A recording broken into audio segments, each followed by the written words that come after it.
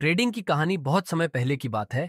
एक छोटे से गांव में एक लड़का रहता था जिसका नाम राजू था। राजू का सपना था कि वह एक बड़ा व्यापारी बने। वह हमेशा व्यापार के बारे में सोचता और सीखने की कोशिश करता था कि कैसे पैसे कमाए जा सकते हैं। एक दिन गांव में एक अनुभवी व्यापारी आया जिसका नाम विजय था। विजय बहुत ही समझदार और सफल व्यापारी था और उसने अपने जीवन में बहुत कुछ सीखा था। राजू ने सोचा, अगर मैं विजय से कुछ सीख सकूं तो शायद मैं भी अच्छा व्यापारी बन सकूं। राजू ने विजय से मिलने का फैसला किया और उसे अपने सपने के बारे में बताया।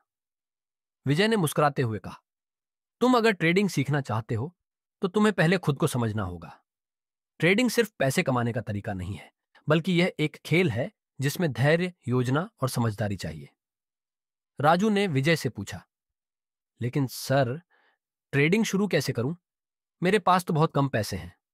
विजय ने कहा, धैर्य रखो। पहले तुम्हें बाजार को समझना होगा।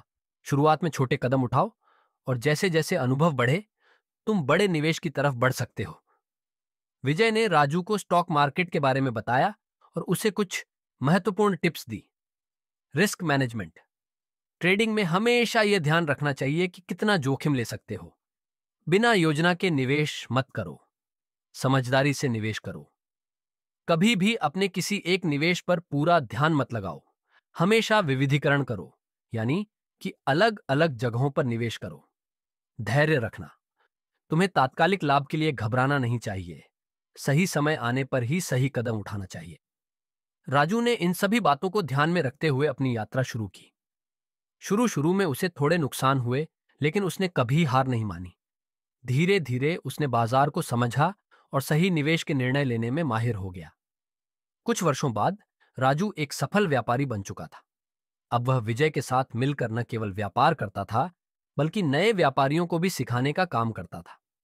राजू की कहानी इस बात का प्रतीक है कि यदि मेहनत, धैर्य और समझदारी से कोई काम किया जाए तो सफलता जरूर मिलती है। कहानी का संदेश: ट्रेडिंग केवल पैसे कमाने का तरीका नहीं है, ये एक कला है जिसमें सही योजना और समझदारी से काम करना चाहिए।